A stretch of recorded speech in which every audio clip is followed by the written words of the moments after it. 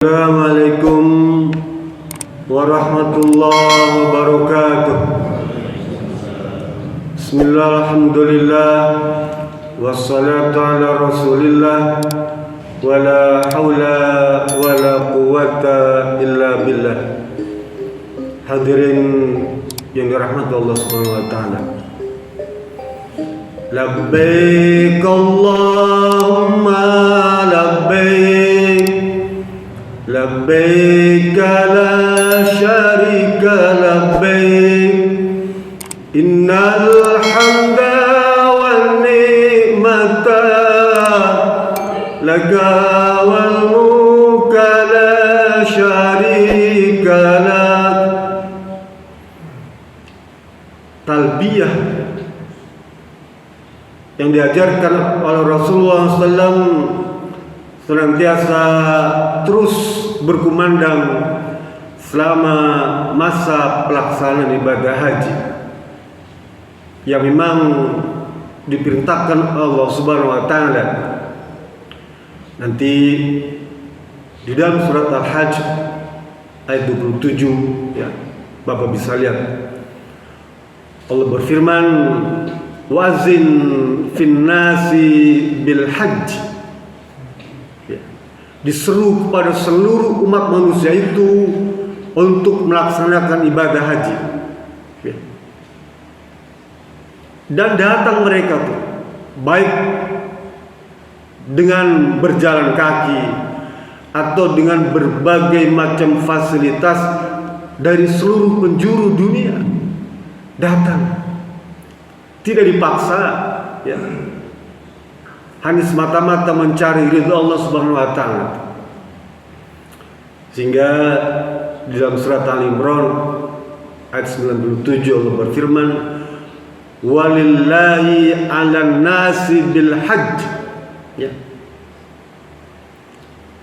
diwajibkan kepada setiap orang itu, ya, untuk melaksanakan ibadah haji. Disuruh kita. Jadi kalau memang di antara kita sudah memenuhi persyaratan man istata'a ilaihi sabila, maka laksanakan ibadah haji itu. Karena memang merupakan dia rukun Islam yang kelima. Bunyal Islam khamsah. Islam itu dibangun dengan 5 perkara. Syahadatulillah, ya, syahadat, iqamatis shalah, itaiz zakat, shaum Ramadan, wa hajjal. 5 perkara menjadi pilar, ya. Kalau salah satu misalnya orang enggak mau melaksanakan ibadah haji, maka ada yang kurang keislaman pada diri seseorang itu. Sehingga untuk memperkuat, menyempurnakan keislaman kita, maka laksanakan ibadah. Beruntunglah saudara-saudara yang telah melaksanakan ibadah haji. Dan tentu saja bagi yang belum, usahakan dengan berbagai macam usaha yang diridhoi oleh Allah Subhanahu wa ta'ala. Karena ibadah haji itu bisa menghapuskan segala macam dosa. Bahkan ada dosa yang memang hanya bisa dihapus dengan ibadah haji. Kotoran-kotoran kita tuh. Tapi tentu dia harus menggunakan cara-cara yang halal. Kalau kita punya kotoran, tidak mungkin dicuci dengan air yang kotor. Misalnya ruang tamu kita tuh, ada banyak debu, ya, kotoran banyak, ya, kotoran hewan segala macam. Lalu dibersihkan dengan air got. Kira-kira bersih nggak? Nggak akan bersih. Ya. Karena kita gunakan air got, air kotor tuh. Ibadah haji juga sama, umroh sama, ya. Kafaratum bainahuma, mensucikan di antara 2 umroh dan haji itu. Tapi harus dengan menggunakan air yang bersih, harta yang suci, baru dia membersihkan. Jangan ini karena kita buat kekeliruan, ya, ikut khitanan massal di pemerintahan misalnya, sunat sana sunat sini. Ada bilang pengen pergi haji menyucikan itu menggunakan apa? Harta yang kotor, yang nggak akan bersih, Pak. Ya. Hadirin rahmatullah subhanahu wa ta'ala. Saya ingin menyampaikan tentang hukum anak kecil melaksanakan ibadah haji. Ya. Tadi pengantar aja, ini materinya ini. Hukum anak kecil melaksanakan ibadah haji. Boleh nggak? Boleh. Kalau kita tanya kepada orang yang bawa anak kecil pergi haji itu, boleh nggak sih ibadah haji bawa anak kecil? Boleh. Ya. Dia bilang, ya uang saya. Ya. Harta saya, kenapa sih yang repot? Gitu ya. Kita kan begitu, Pak. Ada orang pergi haji bawa anak-anak rombongan tuh ya, anak kecil. Ya nggak apa-apa, nggak mau uang dia, biar dia, bukan urusan kita. Tetapi Islam mengatur. Nih masalahnya Islam mengatur. Dan yang mengatur bukan ulama, Rasulullah yang mengatur ibadah haji bagi anak kecil. Tuh, ya. Apa kata Rasulullah dalam sebuah hadis yang diriwayatkan oleh Abdullah bin Abbas? Ya. Ani bin Abbas radhiyallahu anhu maqal anna Nabiy sallallahu alaihi wasallam laqiya rukban fi rawha'i. Ya. Faqala manil qaum?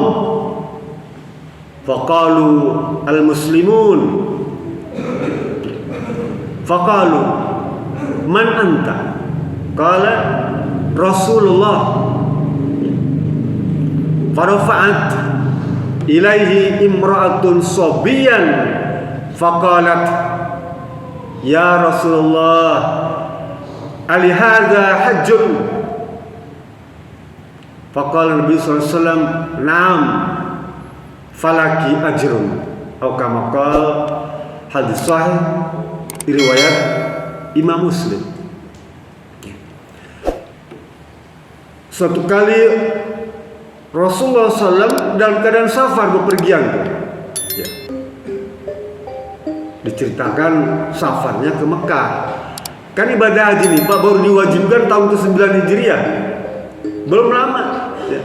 Menjelang kewafatan Rasulullah baru haji ini disyariatkan. Sebelumnya nggak ada tuh. Sekalipun orang pergi ke Mekah tawaf tuh, tapi haji itu belum diwajibkan.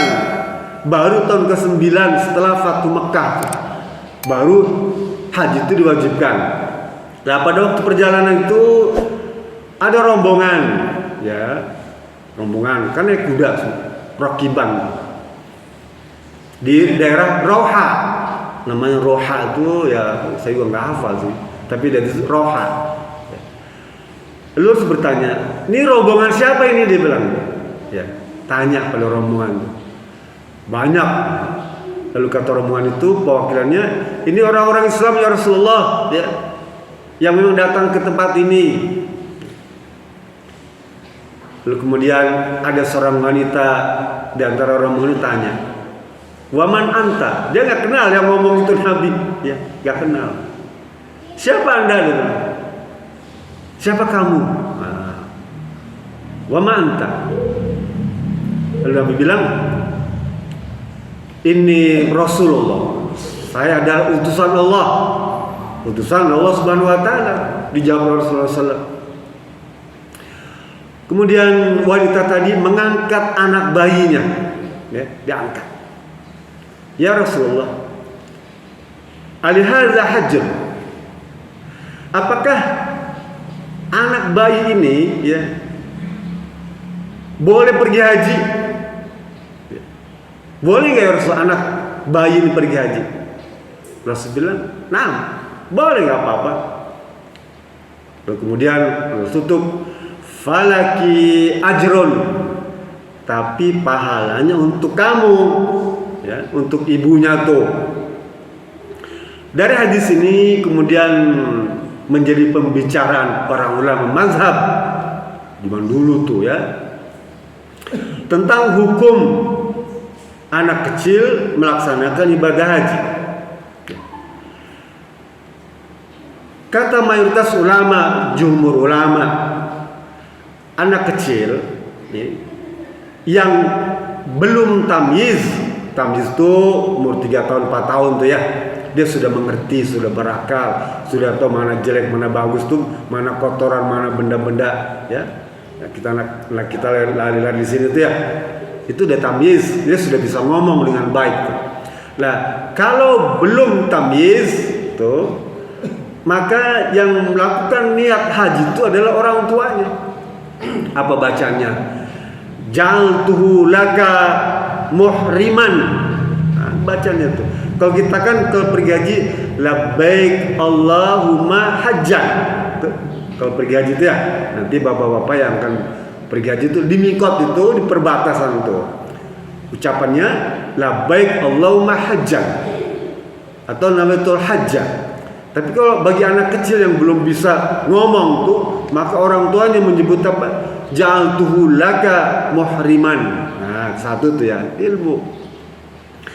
Kalau sudah tamyiz, sudah mengerti, bisa ngomong ya, bisa jalan tuh, maka diserahkan kepada dia, diajarin baca labbaik Allahumma hajjan. Nah, sekalipun bacanya apa agak terbata-bata, boleh. Kan kadang anak kita kalau kita suruh labbaik hayan, enggak apa-apa. Ucapkan, bimbing anak kita tuh ya, labbaik Allahumma hajjan. Kemudian para ulama memberikan penjelasan tentang ya, apa manfaat anak kecil itu di bawah ibadah haji.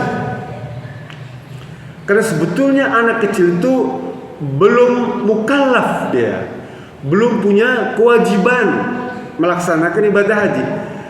Kan ibadah haji itu hukumnya wajib ya, dikerjakan berpahala, tidak dikerjakan berdosa ya.